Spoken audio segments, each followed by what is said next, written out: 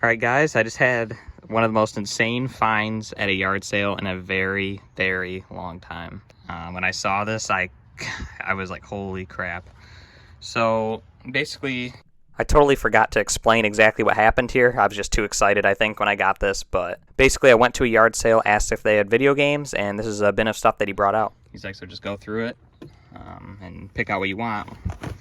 And, you know, I'm going through. A lot of good titles here. And Xbox and PlayStation. Beautiful Katamari is a good one. Orange Box, Vice City Stories, Donkey Kong 2, the Game Shark. These two are obviously very good. Silent Line and Saw 2. Yeah. And PlayStation 3, it's like a $150 game. He did price out a decent amount of them, but he did not go through all of them. So here's more of the titles. So this is a really good one. Night Before Christmas. And just kind of your typical stuff. A lot of good games mixed in. Time Splitters 2, a good one. Gauntlet's like a $50 game. More PSP games. Yeah, so definitely some good stuff there. But the real heavy hitters came to the N64. So I'm going through.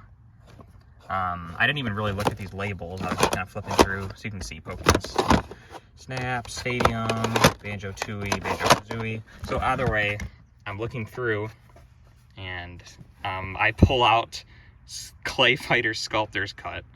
And I don't think he knew, well, I know he didn't know what this was worth, because when I was going through it, he made sure to point out the key titles here.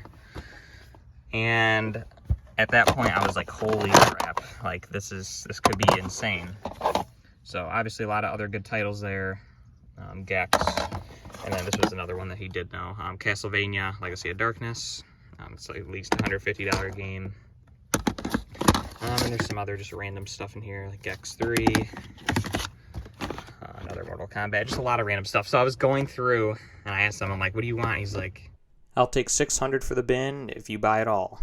He was super happy with the deal, thankfully. Yeah, this is a definite keeper game for me. This is the most expensive, hard to find game on Nintendo 64.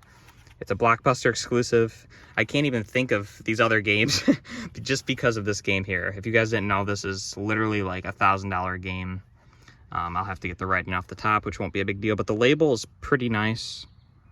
It'll clean up good, and it has the Blockbuster tags on the back, so that just kind of authenticates it more.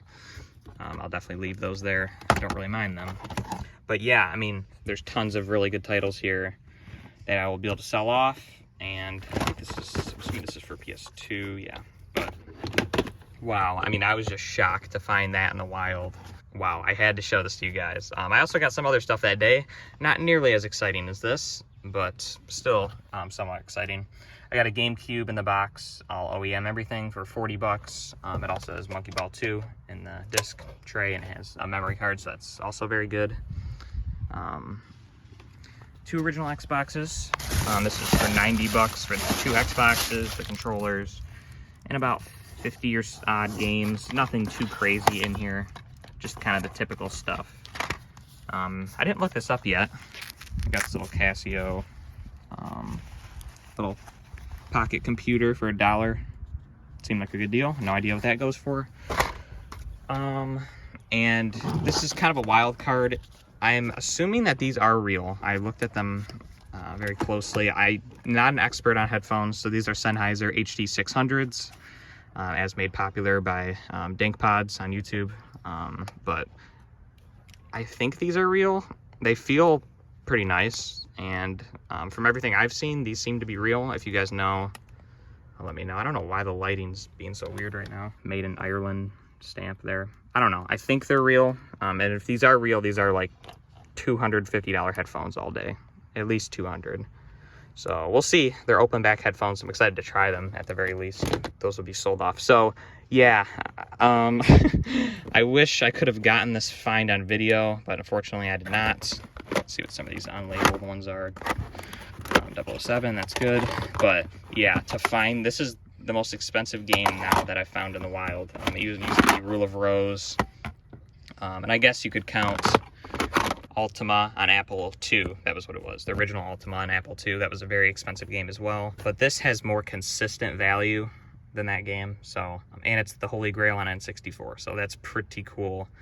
Again, I will be holding on to this. I'm not going to sell it. So yeah, I'm just very excited. So either way, that was a very quick video of showing this. Obviously, there's a lot of good stuff here. I don't want to discount this stuff here. There's also some good titles here, but nothing compared to that. This green bin here has a lot of value. So either way, you guys have a fantastic day, and good luck hunting out there. Bye. Quick little update on the Sculptor's cut. As you can see, I was able to get all the Sharpie off the top without causing any damage. And yeah, it cleaned up really well. The label's in really good shape. Like, a lot of times these are really beat up as they were rentals. So I would say this is at least an 8 out of 10 or so condition. I mean, obviously the Blockbuster sticker's there, but that kind of just, I like that. So, and also, as you can see here, it does work. So that is obviously very, very, very important. So yeah, again, that's the end of the video. Thanks so much for watching, guys, and have a great rest of your day. Bye.